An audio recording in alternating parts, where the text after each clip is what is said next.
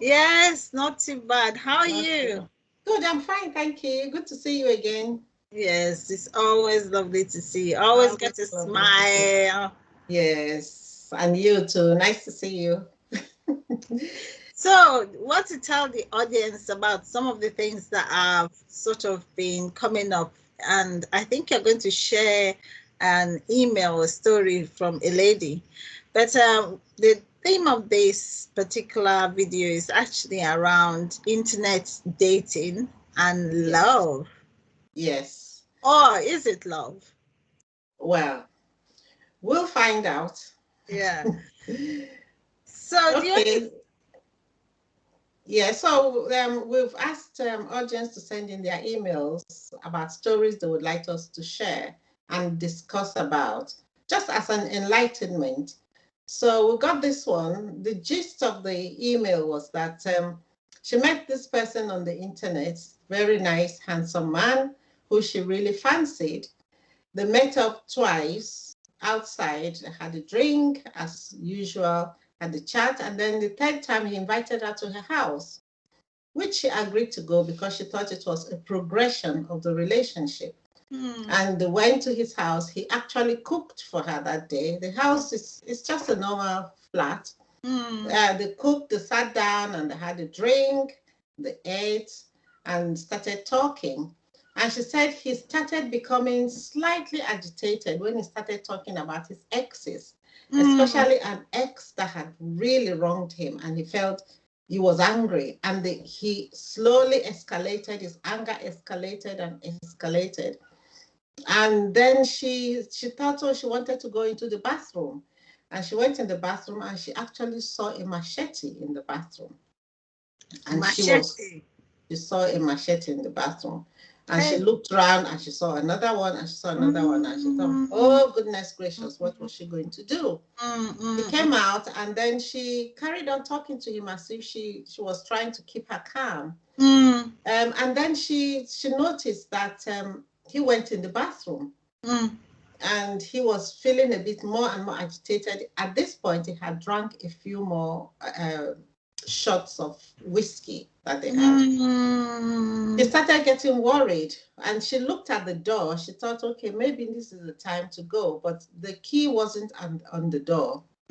He mm, had locked the door and put the key somewhere else. mm. And then when he was so agitated, he then went and got a machete and started saying he wished he could get hold of that woman. This is what he's going to do with her. He was going to use the machete. And then an alarm bell started ringing for her. She thought, I Mm. must try and escape. Yes, yes, But yes. by now, there is no key in the keyhole. So she's kind of stuck. Oh dear. So she started trying to negotiate with him to say, okay, I think I have to go now. Mm, Or trying to calm him down. There was nothing she did that worked. So she just mm, let him have a few more drinks. And luckily, he kind of passed out. hmm. And when he passed out, she was looking for the key and couldn't find the key because it appeared as if it was in his pocket. Mm, So she sat there and he let him have a sleep and hoped that when he woke up, he would be more sober. mm, And luckily he did. When he woke up, he was a lot more sober and she was able to say, okay, it's time to go now. I need to mm. go. And he allowed her to go. And Wow. when she left, she was jumping up and down as if she had won the lottery. And she said, That's a never nice again. person, isn't it? Yeah, but the Eh? question is, you would never know. You Mm, never mm, know where you are walking into mm, mm. because you met twice outside. It was nice and happy. That's And it. third time you went in and see what you saw. Mm. So that Yeah, is a so bit we don't scary, know. isn't it? Yeah, we don't really know, people. I mean, just off the internet. It takes a while before you get to know someone. And I think that's the thing these days is sort of, we are on the internet finding new partners, especially when you've actually relationship has broken down and you feel that, you want to move on and you want to, and this new way is the modern system of connecting with others. Where before we had that sort of, you could go out and maybe you were in a shop and somebody would approach you and say, oh, would you like to come for a coffee? And before you know Or it, you would, yeah, eh? that is it. Or you would deliberately drop your things on the ground and hope that he would pick them up. And as your eyes meet across the goods, then you click and then you start chatting. uh, And then, all those romantic ways of meeting. yes, We don't hear yes. about them anymore. Everybody's talking about, oh, we met on this and this, we met on this site, we met on that site. It's not everybody is lucky meeting somebody on the internet and it blossoms into something. Some people do, but try as you may, some of the sites you even pay a lot of money for, you still end up with people who are not suitable or people who behave in scary ways. So there's no guarantee of where you are going to meet a decent person. And it makes it feel as if there are no decent people anymore. And that is quite worrying. That is worrying, isn't it? I mean, I think there are a lot of situations where people are finding themselves in predicaments because they meet up. And I say that because I watch a lot of these programs sometimes, and I sort of think to myself, wow, how could you part with so much money? And it's only started from a relationship over the internet, and the internet is where the internet's we're supposed to learn a little bit. I think we are sort of a little bit complacent when we're on the internet. So it just kind of places people in a very vulnerable situation, and you find out that there are some people who are scamming others online, some are cheating, some are violent, and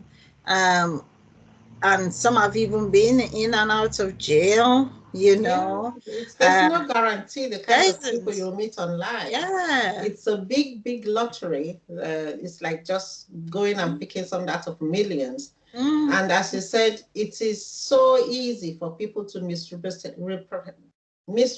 themselves, to say they are something that they are not. And by the time you actually find out who they are, it's probably too late because you have then emotionally become engaged with that person. Yeah, yeah. So I think it's important to also say, if you are new to online dating, and I'm sure you probably have seen it, that they do advise you that you make sure that if you do decide to go on a date, you make sure that people who are close to you know where you are going.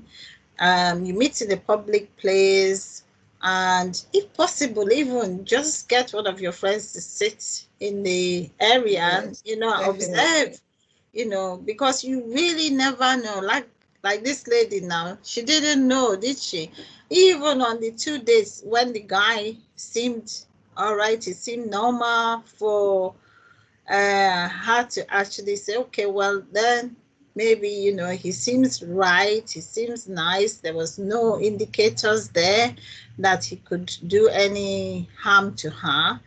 But then whilst under the influence, that seemed to be the case, where she found herself in a predicament. And people may say, why did she go there? Well, she saw it as a natural progression. She had met him twice and he said, come to my house for a meal. I think a lot of people would do that because they think, okay, after all, I'm looking for a relationship. If I don't go to his house, how will I ever know where he lives or how he behaves and stuff like that? You wouldn't even think that he would. I mean, she might not have gone there on the third date. What if she goes there on the date 10? And then it will still be the same situation because the machetes will still be there. So I think maybe we need to learn to ask different kinds of questions that will let us know, have an insight into the person's character. Yes. And that takes a special skill. You need to have certain types of questions to ask. But don't feel shy or feel as if you are a novice when you ask somebody, have you ever been in prison? Have you ever been in trouble with the police? Can I have your first and second name and address so I can do a check? Yes. Because you can do the Clare's law, especially if you have children. You want to know whether this person has any type of things you should be worried about before going out with them. Then don't be ashamed to ask questions like, how much alcohol do you drink? Do you have problems with alcohol? Do you have problems with debt? Do you have trouble managing your money? Why did your last relationship end? Have you ever been in jail? What type of, say to the person, we want a session in this relationship building to talk about safety. How safe are we with each other? And you say, these are my list of questions. I want to ask you all these questions, and take it really seriously and ask all those questions, and let them ask you questions as well. But he wants also to know that you are a safe person. So don't be ashamed, don't be shy. If you want to have a serious relationship, and even if you want a one-night stand, you want to find out if the person has got HIV or AIDS, you want to find out if they had their coronavirus jab, you want to find out, because you want to take calculated risks. Yes. Don't just drink alcohol and go to bed, or just, even now, to kiss somebody properly on the first date, you have to be careful. Yes. Because there's all sorts of things you can catch. So we don't expect to walk around with our medical notes, but there are some basic jabs that we expect people to have now. And also we expect people to be safe. Yes. Yes. So yeah, we shouldn't be ashamed. I think people feel, especially where people generally are nice, and they feel shy to intrude. Oh, it's their privacy. I don't want to intrude in their privacy. But if somebody is going to come into your personal space and put their lips on you and touch you and maybe go to bed with you, that is the most intimate thing. Yes. So why are you shy of asking their address, their name, so you can do a police check? Very important. I think that's the thing, is sort of, especially as it gets, we get more involved with the internet. We are becoming more and more involved with the internet, and you're not always going to see what that particular person is like, and it takes time, but it's all about you making sure that you are safe, keeping safe. And as Martina's saying, is you need to ask those questions, because if you don't ask those questions, you may place yourself at risk. And once you place yourself at risk, you never know what would happen. So it's really important. And please, when somebody is saying things like about their ex-partners and they're getting all agitated, that is a warning sign that something isn't right. When someone brings the issue of finances up and is wondering how much you have or whether you have a property, that is an indicator. You need to be careful, and you need to be aware that this particular person may not be the right person for you. It doesn't mean that you cannot have them around, but it just means that you need to first and foremost try and understand them better. It's not about making judgment. It's more about, okay, are they genuinely with me because they want to be, or is it because there are other things they can get from the relationship? Okay, and there are lots of other areas we'll look at, but I'm just conscious of the time now. So we will talk a bit more about internet love some other time. Yes. So yes, and please, like always, please subscribe, press the notification button so that you can get more insight into videos that we release. And also like and share with your friends, and please join us next time. Yes, thank you very much for joining us today. Thank you. Have a nice day. And you. Bye. Bye.